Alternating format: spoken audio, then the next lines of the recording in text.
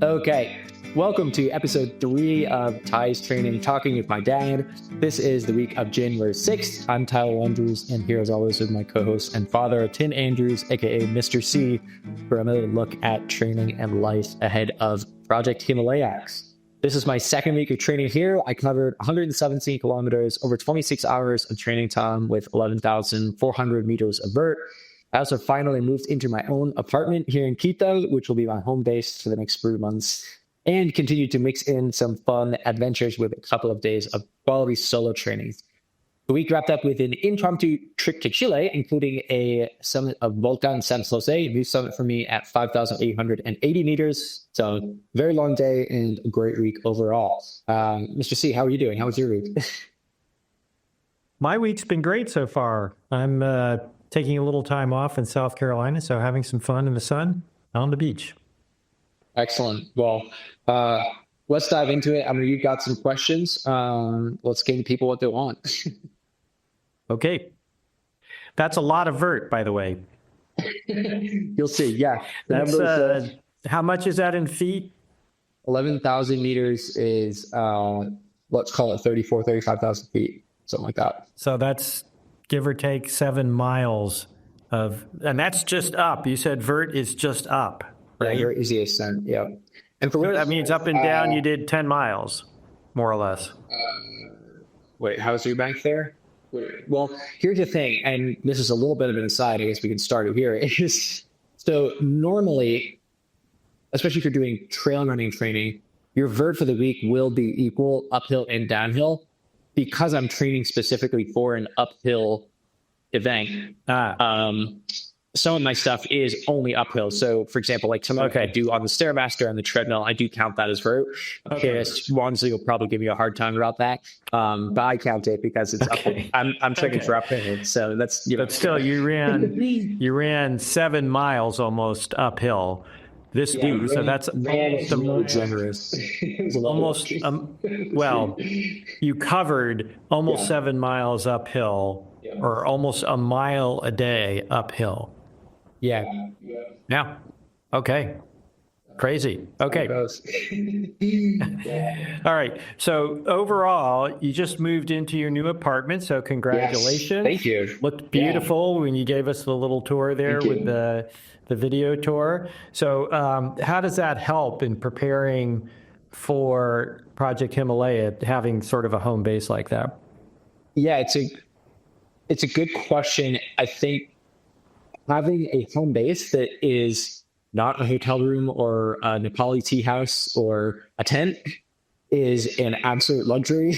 I think my traveler lifestyle over the last 4 to 6 months especially has made me appreciate some of the smaller things in life. And one of them is just literally having a home that is mine. And I, as you know, and we've talked about before, can very much get into my kind of monk mode and creature of habit routine where, I'm going to my same trails, I'm working out at the gym in the afternoon, I'm doing this and that, and it feels very comfortable and routine.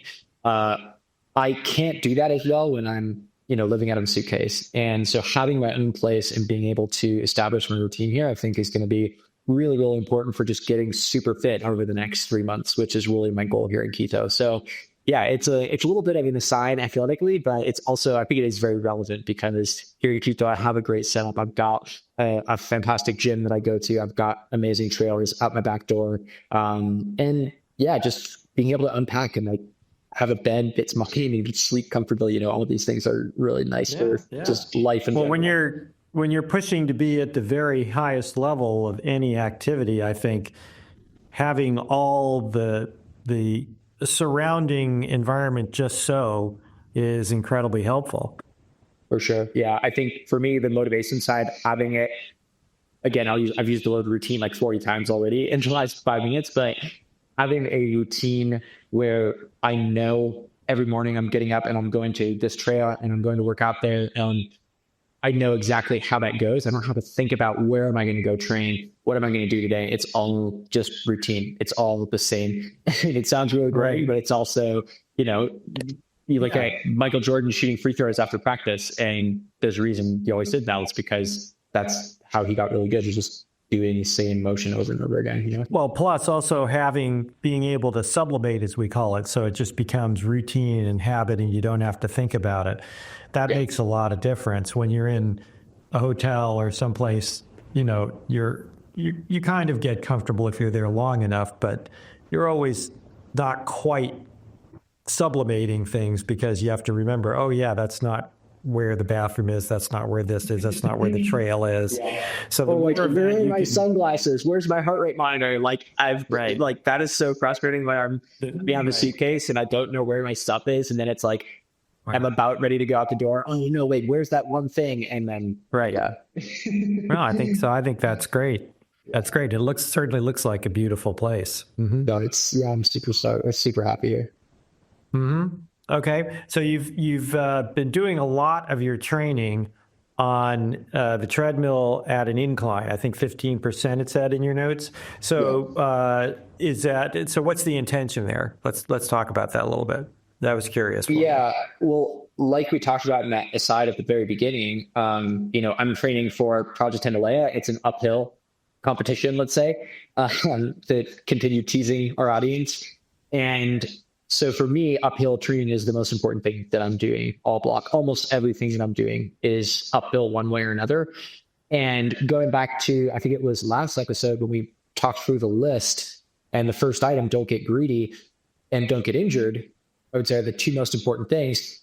Running downhill is way more risky. It's way more costly on the body from a musculoskeletal perspective than going uphill.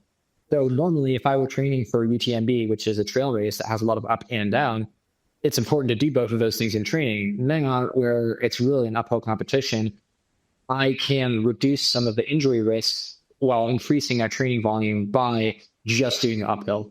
So that's the kind of ideal scenario there. There's also a reason, which is like this week I was just traveling a lot and like in random hotels sometimes, and so it's just easier to sneak in like an hour uphill if I'm like in Santiago, Chile, which is a big flat city, and I can get good, uphill training versus otherwise I'd have to like drive to a mountain somewhere. Yeah. That's interesting. So what makes running downhill so much riskier? There's a lot more force, right? So first of all, we're just running faster because you're going downhill. So there's more force on impact, and that's, impact when your foot literally hits the ground and your body absorbs all that shock. That's the thing that causes problems over, many thousands of steps and hours of doing that same motion. And when you're running downhill, you're going faster. You have gravity as well as pulling you down. So there's way more force on your joints, on your bones, on your muscles, all your tendons, all these things can go on downhill. So it's it's a way for me to, again, increase the aerobic load, increase the specific motion that I'm doing, which is moving uphill, while reducing the injury risk, which is having to then run back down. Got it. Yeah, that makes a lot of sense. I'd never thought about that, but makes a lot of sense. It's also a nice way to like catch up on Netflix. What's that? I'd say it's also a nice way to catch up on Netflix, and just like I could do my whole workout in my gym. Like it can be convenient. Yeah. Okay. So in the jargon front, I noticed you noted you did your first double T workout this week. So can you just remind me, what does that mean? It's the lactate threshold, I think, right, or something. So what does that mean? Can you explain a little bit more and how that fits into your workout plan? Yeah, so double T comes from the running world, like the track and field and marathon world, and it's really become popularized in the last, let's say 5 years. And basically what people realize is if you do 2 quality sessions in one day without too much rest between, maybe a couple of hours, you can actually squeeze a little bit more work into the day because you kind of hit this sweet spot where your body is warmed up and it hasn't gotten stiff or sore yet after the first session. And as long as you keep the intensity of those sessions relatively moderate, you can actually, certainly, increase your volume for that day by maybe 50%, if not doubling. So that's the idea is you're doing 2 sessions, and then the T is for threshold. So usually people are doing them at that, we talked about 60-minute race pace like that, which is kind of a moderate effort, especially for like a track runner who they're hitting more high intensities. So for me, I've kind of experimented over the last year or two, mixing that into not in training, in doing that instead of going out and running, a threshold like half marathon pace. I'm using that effort and then doing it on an uphill slope. So this week, I actually did the majority of that on the treadmill, and part of that was literally just timing because I was busy this week, and it's again, if I go over to my Holy Shasky Trail and adds 45 minutes because I have to drive there and back. Whereas here, it's the treadmill's literally in my basement, which is great. So that was part of it, and also just the treadmill also gives me a lot more control. So I'm a control freak, as I probably got from you. And, I resemble that remark. But especially for these early workouts, it allows me to really dial in exactly where I want to be. So I know, okay, I was doing 2-minute reps out, threshold effort, and then 1-minute recovery. And so I know exactly, I want my average pace my average heart rate for those 2-minute reps to be right around 160 to 165. And so I can adjust the speed of the treadmill until it's right there. And then I just keep hitting the button. It's like every single time, it's like clockwork. You don't have to think about, am I going too fast? Am I going too slow? It's, once you figure out what the right pace is for that day, it's okay, that was set and forget it. And so that was a really good morning session, went super well, felt great. And then in the afternoon, normally I would do something more substantial. In the afternoon, I ended up just doing like a 30-minute run with some really light pickups, like 30 seconds faster and 90 seconds easy. And the point of that was just to kind of get my body used to working a little bit harder twice in a day. As I developed my program over the next few weeks and months, those two sessions would both be pretty significant. But for now, it's really just we're super early, and you just want to get used to working hard twice. Okay, so it's really about, in some sense, efficiency, trying to get as much effective training as possible in the least amount of time. It's not even about the least amount of time necessarily. This week, again, it was a little bit of that because I'm kind of transitioning out of vacation mode here. But it's about getting the most amount of quality work out of your body that you can get in a single day. And if you just do one session, if you do it all at once, it's actually harder to do that because your body gets more tired more quickly. Whereas if you stop, take some rest, and then do it again, you kind of get this second wind. It's hard to explain without doing it. It doesn't sound like it should work, but it does. And like a lot of the best runners in the world are doing this. And like I said, I've kind of adapted it to mountain stuff. Okay. Yeah. Okay. Cool. It's very fit. All right. It's very I'm trying to think of what an example would be. Like another sport, I don't know, but it's a training methodology that's become very kind of a flavor of the week and standard like almost. But for me, I found it to be extremely effective. Yeah. So I'll take it. Whatever works, right? Yeah, exactly. Okay. So this week you said you did your first plyo and strength session. So can you talk about that? We talked briefly about plyo, but a little bit more about what is plyo and how does that and your strength training help you fit into your overall training for the mountains? Yeah, so this week that session was super light. It was, again, kind of like we were talking about with that afternoon session. It's really just getting the body used to doing those motions again. So the first 1 or 2 times when I do this stuff, when I haven't done it in a while, I'll do it with no weight. I'll do really low volume of exercises. And it's really just, reminding my body what it feels like to do this stuff. And the other thing I'll say about this is I try to, I'm a big believer in making your hard days hard and your easy days easy. So I would do this after those 2 workout sessions. So it's really like 3 in a day when you think about it. You've got your morning run and workout, you got your afternoon running workout or hiking, whatever you want to call, and then you're going to the gym and doing some strength and plyos. So hard day, hard, the next day would be very, very light in general. So for me, strength and plyos are twofold. One is literally just to make me stronger, especially for uphill stuff. I'm not a huge person, and I've never been a very big and muscular person. And so for me, it's really important to hit very specific muscle groups in the gym with decently heavy weight. Again, I'm not doing that right now. Just getting my body used to the motion. But it really is about literally increasing strength, increasing muscle mass, and getting ready to be going uphill for a very long time. And plyometrics is a little bit more focused on explosivity and range of motion and muscle fiber recruitment. Those things are a little bit more running specific, but even in something like this, especially coming back still from my Achilles surgery, that's one of the few places where I still see some small imbalances. It's still really important to do that just kind of for my tendon health and things like that. That was a big part of my rehab, was getting into some plyo. And that's just a lot of hopping and jumping, basically. Pretty much, yeah. It's anything from like 2-footed hops, kind of 2-foot long jumps, and then eventually you start getting into single leg stuff. That's where I said I see the kind of difference. So single leg hopping, skipping, bounding. You can do up and down, so like box jumps, depth jumps, things where you're like hopping up onto a step, things like that. And all this stuff is very progressive. So again, I did like one set of, I don't know, like 8 or maybe 8 exercises and 6 or 8 reps, and that was it. And then I would build that up to maybe doing 3 sets of 10, but that'll be a couple months. Okay.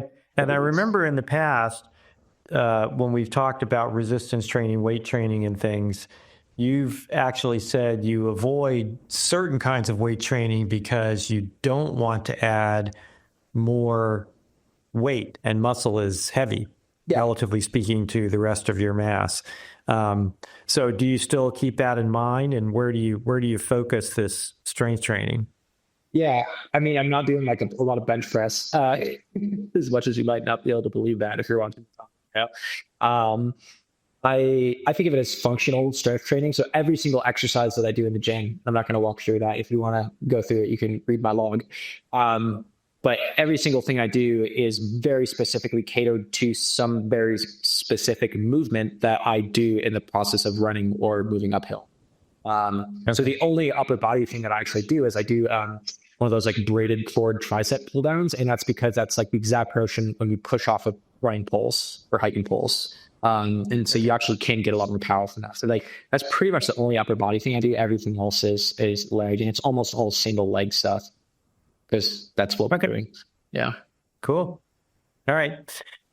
Okay. So caffeine came up a few times, and I know, having been a roadie for you at many road races, when you're these various little pills and various supplements and food and everything are crucial to all your running. So talk to me a little bit about how you use the caffeine, and is there anything else in the way of supplements that you consider really essential?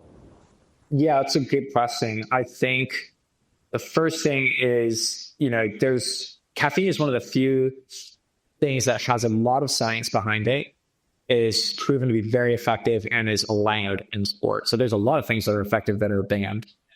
I operate under the same anti-doping controls as track and field. So like all DTMB races, for example, have drug testing. We will have drug testing at this Project Himalaya. So I'm under the same rules as I was as a professional marathon and track athlete. So just to put that on the table. So everything that I do is researched, and I make sure that it's within the letter of the law. Caffeine, I would say, is the most important thing that I take on a regular basis in terms of performance enhancement, at least in terms of where I see actual research that supports it. I use it. I mean, I'm also like just super addicted to caffeine, like almost everyone in America and like half the world probably. But so I do have, I have coffee every single day when I wake up. And then when I'm doing a harder session, I would have a lot more caffeine for those. So I might have, I might have 1 cup of coffee, which is maybe 80 milligrams of caffeine. That's a normal morning. And if I'm having a big workout day, I might have 400 milligrams of caffeine that morning. So what is that? 5 cups of coffee, 5 times as much as normal. And I noticed that it makes me feel way better. Like feel fatigue less. I feel more energetic. I'm mentally more in it and excited. So I think caffeine is a tremendous aid. And as you get into really long stuff, then caffeine becomes even more important, especially if you're talking about going all night or, for many, many hours, then that's even more important.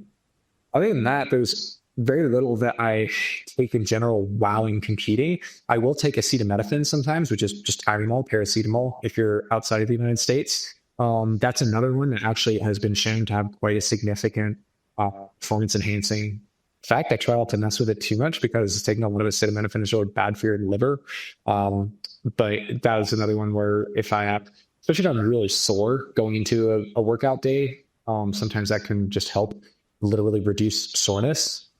Other than that, everything else that I take is a supplement, like a daily supplement. And full disclosure, I started working at Vitality Labs and Dr. Andy Galpin this year, which was super exciting, and did a whole bunch of extensive blood work back in the fall. I think this was like August or something. And they gave me like, I don't know, 8 or 10 supplements. And I generally haven't taken hardly anything. I've taken an iron pill for like, I don't know, 15 years or something. But other than that, I almost never take any kind of supplements. And now I'm taking, let's see if I can remember most of them. At least ashwagandha is like an anti-stress one, lowers cortisol. I mean, these are all kind of alleged because like supplements are super poorly monitored and poorly researched for the most part. There's one called Tonga Ali, which is supposed to help improve testosterone. And that I actually have seen, because I had my blood tested since starting taking this stuff, and my testosterone was really significantly higher, like, I don't know, a factor of 2 or 3. And I generally had pretty low testosterone over the last like 10 years of blood testing. So that was pretty interesting. Let's see, what else was there? It's like a green tea supplement, fish oil. I don't know. I'll put it in my log. People are curious, but I haven't been through everything. But those are more just, allegedly performance enhancing, I would say. They were recommended to me by who I trust a lot in the sport, in the ultralight space. So far, we can have a longer talk. We can have a longer talk if we want sometime about the difficulties of doing scientific analysis of nutritional supplements. It's just nutrition in general is just really tough because when you're testing a drug, you're testing one specific compound in one specific form and dose, and you can be very controlled about having a single variable focused on a single thing to see what impact it has. Supplements, it's just very hard to get a lot of large factors. cohorts. A lot of factors, and to get. Anyway, we can have another conversation about that, but it's very hard. But these are common supplements. It sounds like I hear about these all the time. Yeah, no, there's nothing revolutionary as far as I'm aware. Mm-hmm. Yeah. Okay. All right. Okay. And so then there was the trip to Chile. So this was a big week, according to your log, and it certainly sounded big, 7 miles, as we said, running uphill. Big week. And in the middle of all this, you went to Chile on top of it. So where did that fit in, and what made you go there? Yeah, basically it was really rainy here at the beginning of the year, and I had a friend here visiting, and we wanted to go climb some new mountains and get some sunshine, and so that was pretty much it. We just super impromptu. It was like the night before, like, what, it's summertime in Santiago, it's January and now in the Southern Hemisphere, so it's midsummer. It's like 95 degrees there every day, like complete sunshine.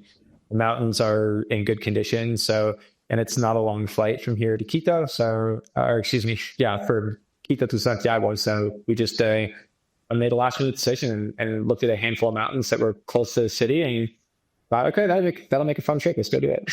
That's pretty much it. This is like, I would never do this during my training block. So this is one of these things where I allow myself to say yes to impromptu crazy stuff like this when I'm kind of in that transitionary career on vacation. Yep. And for those who eventually want to read through the details of the log, the climb up the Volcan, I think, the volcano, the San Jose climb, got pretty crazy. It sounds like quite an adventure. And so what happened there? And you, as we talked about before, you pretty much wear your heart on your sleeve. So you talked about actually having a full-fledged anxiety attack right near the end. So what happened, and what have you taken away from it?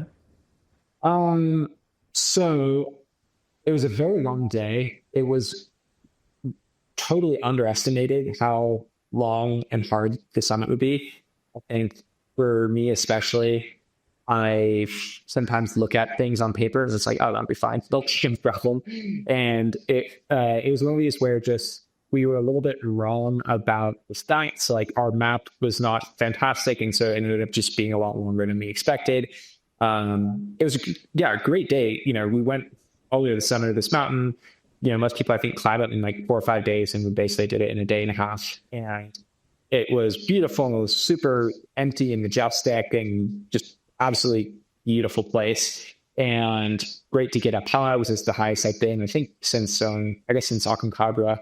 And felt really good. And yeah, it was a day down. So a lot of the time we talk about trying to be off the mountain in the early afternoon, especially here in Quito. Quito's really rainy and thundery. But in general, the mountain weather is almost always more stable in the morning. And so we left a little bit late. We were a little bit longer than we thought going up. And so we were coming down in like the late afternoon. And long story short, we got off course a little bit into this gully that we thought was kind of a shortcut back to camp. There was a whole bunch of rockfall happening in the gully that was kind of sketching me out. And then we heard some thunder and saw some clouds rolling through. We were in a very exposed part of the mountain, way above the tree line. There's no shelter. And all of a sudden, the storm is rolling really quick. And for what it's worth, I have a particular aversion to thunderstorms. I really don't like being in thunderstorms, especially up in the mountains. And yeah, long story short, I just totally. That doesn't sound all that special. It sounds like anybody who's in an exposed space in the middle of a thunderstorm probably be pretty stressed out. Mm-hmm. Yeah. Okay, so in this particular case, especially, I think it was a combination of we were in a sketchy post in terms of rockfall, and then we were in a sketchy post in terms of the lightning exposure. And I just really did not keep my shit together well. I think it was a combination of those two things happening simultaneously. It was a very long day. It was the end of the day. It was the end of like a pretty tired week of just a lot of activity for me and not enough sleep. And I don't know. It was one of these things where a confluence or perfect storm, I guess, is a better analogy, that did not. I was disappointed in how I reacted. I think in general, I am pretty good under pressure, especially in the mountains or in stressful or dangerous situations. And this was not it's not like lightning is striking right next to us. It was just, there's a storm moving in. Okay. It wasn't a super serious situation. It also wasn't not serious. It wasn't totally chilling. It was somewhere in the middle. But yeah, my reaction to it, I think, is just really outsized. And I was disappointed with myself for that. Because I think that's something that's really important when you're in the mountains, is the ability to keep a clear head in crisis, whether that crisis is, pretty small or really significant. And I just did a really bad job of that. And honestly, it kind of ruined the whole end of the day for me. And I think now with some space, I'm able to give myself a little bit of grace. But this is me, like you said, wearing a heart on my sleeve a little bit and kind of just brain dumping all of this into my log afterwards. And I was very frustrated, but I think in retrospect, I'm able to step back and see it. It was a very long day, kind of a perfect storm situation. And, at the end of the day, we were fine. Nothing happened. The lightning didn't even strike back close to us. It was just, I was probably just overtired and we were stressed out. And sometimes that happens and it wasn't that cool. And I guess what did I gain from it is, I think it's a set and setting kind of thing for me, where knowing where my headspace is going into something is really important. And sometimes when I do stuff, especially in my off season or with friends, where I don't see it as, pushing myself as hard physically, I go into it with a more relaxed attitude. And then if something does come up, then suddenly I'm not really mentally prepared to be in that headspace. You know what I mean? So I think that's the important takeaway for me is, every time you go into the mountains, it's important to be ready for whatever, whether you're, you and me going to the mountains or whether I'm going up for an FKT, you should always be ready for something. And I think I got a little bit overconfident, cocky, whatever that word is. And in doing that, when something did come up, even though it wasn't that big of a deal, I just, didn't have the mental bandwidth there to deal with it in a collective way. Well, so another one of those things, I know you've heard us say this before, as your dad especially, your mom and I, that, this was one of those, again, that we're happy to know about after the fact. And it does sound a little scary, does it? Yeah. So, and now let me ask you a question too, just out of curiosity. So, because of course, I'm old enough that I grew up long before there were cell phones and internet and all this stuff. And so now we just, whenever like we're going out, if there's any threat of weather, we just look at the radar and you can see where the storms are. So one problem, of course, is afternoon thunderstorms tend to pop up, as they're called, so you can't see them before you get there. But when you're on the top of a mountain, is there any ability to look at radar and see which way the storms are going or where they're popping up or anything like that? No, not really. I mean, first of all, there's no service, so that's the main issue. We had checked the forecast and we knew that there was a potential for afternoon storms. And again, this was a day that was way longer than we expected. So we weren't expecting to still be on the mountain at that point. We were just like back to call. And at that point, if you're on the summit and the descent is taking you longer, there's nothing to do, so you just got to deal with it. Worst case, you take shelter, Yeah. Yep. Mm-hmm. Okay. And then you talked a little bit about how your heart rate is impacted. So, and you use the phrase mind is body. I wasn't quite sure I understood that. So tell me a little bit about what you were writing there and what that meant to you. Yeah. Mind is body. I actually stole from Infinite Jest from David Foster-Wallace. It's part of the S Academy. There's like a guru there and he says that a lot. They talk about in a skill sport as well, that mind and body are so connected. And, if you're in a bad headspace, it's going to affect your ability to do things. And I think I know it 100% is true in endurance sport as well. And I looked at my heart rate data after the fact. I could see my heart rate was really low all day. It's like 100, 110 or something. And then what you can see exactly where other stuff started happening is like we got off course and then it spiked to like 155, which is that's quite high for me at that altitude. And then it basically stayed there, quite high for this until we got back to the 10. And that was, it's this by mind is body, there was nothing physically, wasn't like I was moving faster. It was just that I was scared and anxious, and this manifests itself in your body. The other one that I remember seeing was when Chris Fisher and I went through the Khumbu Icefall the first couple of times last year on Lhotse, which is really scary, and it's just this big huge chunks of glacier falling, and there's avalanches everywhere. And we would be hiking at a pretty conservative pace for us, not super fast, but my heart rate was like, at LT, like, like I'm doing a hard 60-minute workout, and where, it was probably 150 or 160 where it should have been like 110. And that's 100% just mental. It's just your mind, affecting your body. So mind is body. I think it goes both ways. It goes that how your body feels can affect how you think, and also how you think and where your headspace is 100% can impact physical metrics. Okay, cool. So you mixed, this was a big week, and there was a lot of mixing of what I'd call structured training sessions with big days on the mountains kind of thing. So how do you decide how to balance these different kinds of training days? Yeah, this week and last week, and probably like the next, like into the middle of this coming week. Once I get back to Quito again, that would really be where I see my actual structured training as starting. Until that point, I would say it's really about trying to make sure that I get in 1 or 2 days that are more structured and catered to me. Everything else that I'm doing right now is just, it's having fun with friends. It's going to the mountains because I love going to the mountains. It's taking impromptu trips to new mountains. It's going on my favorite trails here. It's saying yes to stuff, So it's really just, okay, can I and I get at least a decent amount of volume of of hours of distance, whatever that metric is. As long as I'm doing a decent amount, which all my friends are really active people, so that's not a problem. As long as I'm getting that in, and then as long as I have those 1 or 2 days where I'm doing something that really is a little bit more focused on myself and a little bit more structured, higher quality training, then it doesn't, like, everything also kind of take care of itself. And again, that will continue for a few more days. And then once I get back to Quito, then it will be much, much more structured. And there will still be that balance of easier days and harder days, but there'll be a lot more specific in terms of what I'm doing and how long it is and how much work day it is and all that.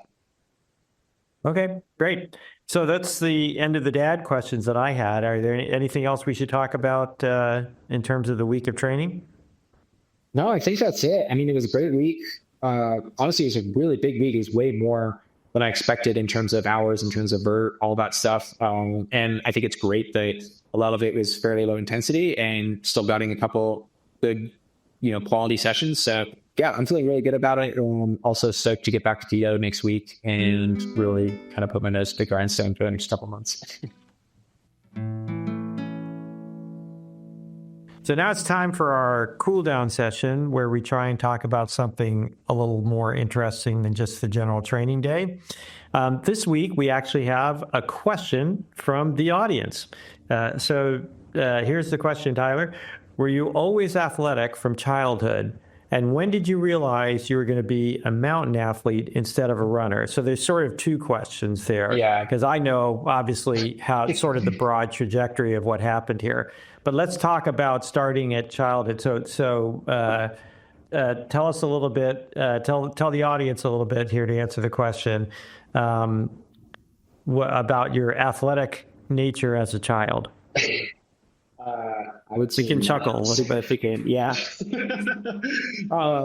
Yeah, I don't know if you remember this the same way, Mr. C, but the way I remember growing up was that my brother, who I won't name because he's a very private person, but my brother was always the athletic one in the family, at least of the two of us. I only had one brother. He was older, and he and I are built very differently. So he's much bigger and stronger. And he was always the athletic guy in the family. So he was, he was a pretty good wrestler in high school. He was pretty good at running. He's on the cross country team. And for me, sports was something, that, especially in school, that I basically just did because I had to. I remember I played a lot of tennis growing up because you love tennis and liked him and brought me into that sport. And I'm very grateful for that because that was a lot of fun. But I realized pretty quickly that I was not big or powerful to be that good at tennis, even on the high school or collegiate level. And honestly, I just got pulled in other directions. I was never a huge exercising addict or anything as a kid. It was really music, writing, even science and math as well, more creative stuff that drew me in. In high school, and even late middle school, I sort of developed an identity as the music guy. Like, I literally, in my yearbook, it's like the music guy or something. David Wilder and I were looking at this. It's like literally my tagline. And like every photo of me in a yearbook, I'm holding a guitar. And so that was really my whole identity for a lot of adolescence, was this kind of, wannabe pseudo-intellectual, hippie artist kind of creative guy. And it really wasn't until my senior year of high school where John Waldron, who is still a mentor and coached me to this day, and we're talking about almost 20 years ago, he came on to our cross-country team as a new coach. And he and I really connected for some reason because he instilled in me this idea that athletics and sports and running in particular is something that if you just try a little bit and you're consistent, you'll get better at it. And I remember him trying to impart this idea on us at the beginning of the season. If you just do the training, you're going to get faster. And I was like, no way. Like, I don't believe that for a second. I've tried this before, but I really hadn't. I would, skip practice or whatever. I wasn't a good, team member up to that point. Again, I only had been on the cross country team because it was literally required by my school that you have some kind of athletic program. So John basically challenged us, hey, just go do these runs like every week and see what happens. And I was like, okay, whatever. And there's a second part of the story, which is that I also had a crush on a girl in the cross country team, which I'm sure you remember. I won't name her and embarrass her, but yeah, I had a crush on a girl in the cross country team. And so I decided, you know what, maybe I'll take this cross country thing a little bit more seriously. And so all of a sudden I was going to practice and doing the runs, and I remember very, very, very clearly, like it was yesterday. There was one workout that we were doing on the grass at Emerson Field in Concord. And up to that point, there had been, our varsity runners, which are the top 5. I think I was somewhere in the middle, kind of in the pack or so behind that. And we were running, let's say there were 800s or something or on the grass. And John, being the brilliant coach that he is, noticed that every single rep, I would basically jog the first 20 seconds, give the varsity runners like a 20-meter gap, and then it just stayed that way like the whole time. So we're actually running basically the same speed. And he just came up to me and was like, hey, on this one, just run with the varsity guys. And I was like, what do you mean? I can't do that. He was like, yeah, you can. You're running the same speed as them. And so I did. And I was like, oh, I guess I can. And I ran them for the rest of that workout. And then I can't remember what day we raced. Let's say it was Friday. And that Friday we had a cross country race. And he's like, so just go run with the varsity runners. And I was like, okay. And I did. Suddenly I was like in the top 4 or something. He's like, oh, that was cool. And then the next week I was like in the top 3. And, then one of my best friends dated, and I, we kind of ended up being the 1 and 2, and his training, that idea of consistency just worked. And all of a sudden I was, the top 1 or 2 on the team. And I totally fell in love with that process. Was that idea of taking hard work and then it translating so quickly into very quantifiable results. That was the part that was super addictive to me, because with music, it's so qualitative, right? It's so, you hit plateaus and it's like, oh, well, am I really better than I was a month ago? It's kind of hard to say. Sometimes, okay, I can play this piece that I couldn't before, but a lot of the time it's a lot more wishy-washy.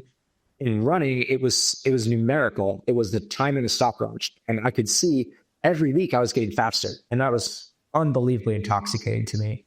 And that really was the beginning of the end in terms of like me having any other kind of identity, because I just became totally addicted to that idea of self-improvement and figuring out how can I get better?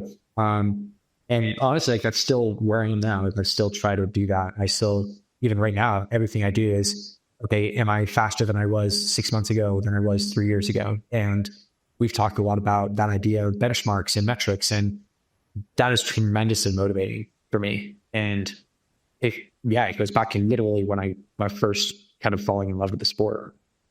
So I would say, as your dad, what I would say is actually both you and your brother were pretty athletic. You just weren't that excited about it. You were both very good tennis players by the time you got to be teenagers. But you were, for whatever reason, and I didn't want to get in the way, so I never pushed really hard one way or the other. Mostly I just wanted to make sure, and that's why you notice you went to schools that forced you to do some athletics. I just wanted to make sure you got athletics as part of it, because I thought that was important, both to just get the exercise and also to get the idea of what athletics means, because I think there's a lot to learn from it. But I think you're both quite talented on the tennis court. If anything, you ended up being maybe even a little better, both because you were the younger kid and you're a little taller, and longer limbs help. But at the end of the day, you all, both you and your brother, did what I would call the nerd sports, right? Yes, cross country, okay? People in cross country are people who aren't in the major sports, right? Yep.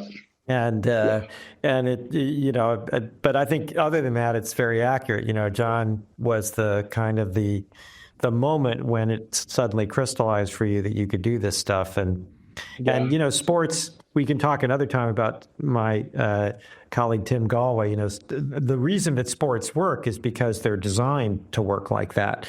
They give you instant feedback. The person who performs better wins. That's the idea of sport. The rules are very specific and the world is confined so that it gives you very quick and quantitative feedback of how you're doing. Unlike music, life, most of the things that we deal with that have very long delays between the effort you put in and the results. And sometimes it's hard to even tell there is a connection between the effort and the results. But in sports, it's pretty tightly connected. So, okay, so great. So anything else on your childhood athletic adventure? Yeah, well, and there's an interesting transition here into the second part of that question, which is about when I became a mountain athlete. So so here's a slight aside, but I'll get us there, I promise. There's this trope among runners, especially, about the gym class mile. Have you ever? Does this ring a bell to you at all? No. The gym class mile trope among runners is that almost every pro runner I heard interviewed or read their books and I've listened to and consumed a ton of content has a story of them being a kid, whether it's in middle school or high school, and they're telling a story similar to what I told, where I was an athletic and then all of a sudden, I got plucked out of orchestra and they threw me into the gym class Maya, and I ran 4:30 and I beat everybody by 3 minutes, and all of a sudden the track coach was clamoring to come get me onto the team and blah, blah, blah. And then from there it was nationals and Olympics and whatever. And it can sound like that. It was a little bit like what I experienced, but it was not at all like that because like I said, I'd been running cross country for like 4 years at that point. I just wasn't good at it and didn't care about it and didn't try. And I didn't show that immediate talent, even when I started taking it more seriously. Going back to that story, I was one of our top 2 or 3 runners for most of my senior season, but we were a very small team in a very small league that was not very competitive. And I think it actually played to my benefit because I thought I was really good, but I feel like in retrospect now with the knowledge, I was not very good. Like I wouldn't have made girls footlocker nationals. I wouldn't have even made their top 7 for like Fayetteville Manliness, which was like the best high school girls team. So I was not a super, super talented runner. It took me a long time. And John Waldron would say that's not fair. He would say talent manifests in different ways and some talent takes longer to come out. And I think that there's truth to that one of the things that I do have is this, ability to absorb a lot of training, like we've talked about. And so it just, I was a late bloomer physically and also in the running world. It took me a long time before I was even competitive at, the national level. And so the point being, I never had that one moment where I just tried it and I was like, oh my God, I'm so good at this. It wasn't that I fell in love with being good. It was that I fell in love with the idea of self-improvement. Now let's compare that to my experience in the mountains.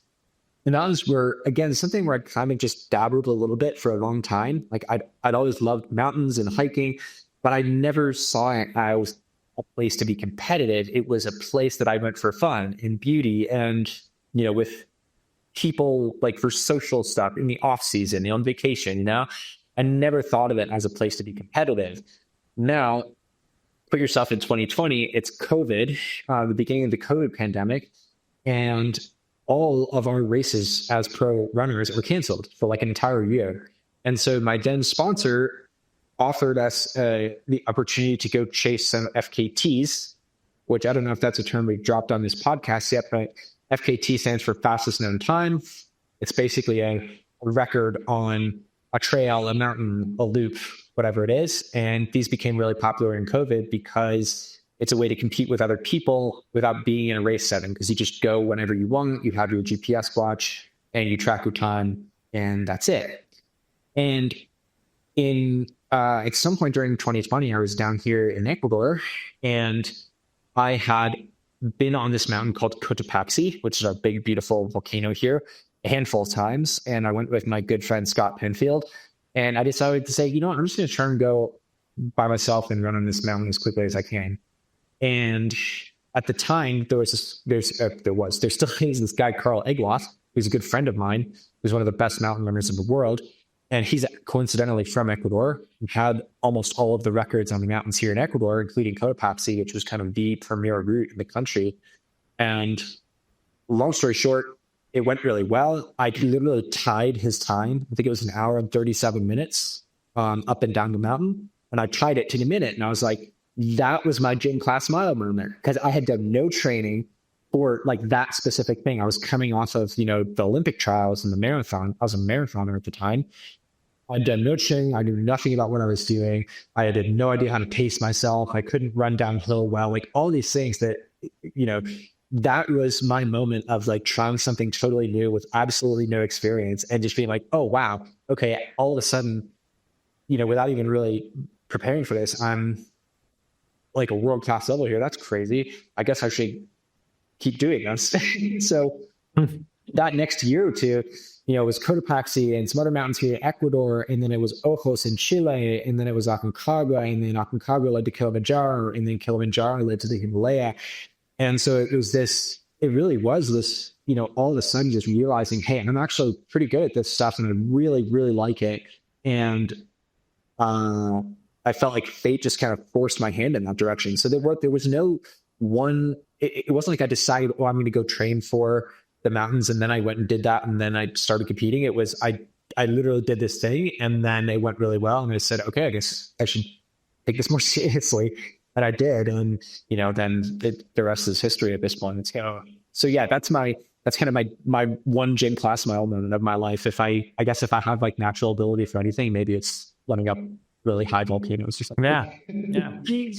That's cool. Yeah. I never really heard it all put together like that, but that makes a lot of sense. So it was sort of a slow, gradual, because I do remember you just, and I have to say, it's always impressed me tremendously because you just kept getting better and kept getting better at running, but it wasn't like you just burst on the scene at some point. No. I mean, you just kept getting better and better and better and better and better and better and better. Yeah. I didn't realize how sort of sudden in comparison the mountain running stuff was. I just knew, like you were saying, hey, I just did this and I just set this record. And I just did this and I just set this record. And I was like, wow, okay. Because of course, as little as I knew about ultra marathon and marathon running, I knew far less about mountain running. So it's like, great. Yeah. Son's having fun. If your son's having fun, that's a good thing. Yeah. Mm-hmm. And it's been really fun. And I think that's an important part of it is I truly love being in the mountains. And, obviously it's really fun to be good at stuff, but if I were really good at, pickleball or accounting or something, I don't know that I would be doing those with the same fervor that I do mountain running, because I just really love being in the mountains. So yeah, it's ended up working out really well. Well, I'm certainly happy, although I worry about it from time to time. So I want you to keep that number 16, don't die, in mind all the time. Yeah, X really should be number one. It's in the biggest part. Okay. Anything else then? No, it's a great question. And yeah, I'm sharing that story because I think because you hear all those gym class mile tropes about running, I think a lot of people in my shoes get turned off from the sport, because if you're not running, 15 minutes in the 5K in high school, it's like, oh, well, you're never going to be that good. But that's BS, I feel like, because, I think I'm the counter example. And I think there probably are a lot more people who are just on a slower developmental curve physically that are going to take longer to mature and are going to take longer to reach their, athletic prime than others. And, I'm really glad that I did that and stuck with the sport and got better over many years. It's a very long, patient game, but it's incredibly rewarding.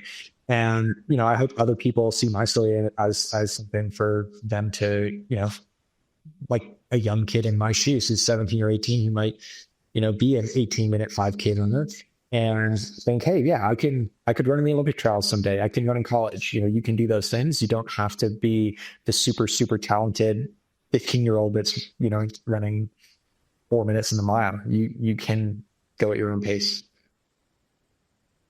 Great. And keep those questions coming.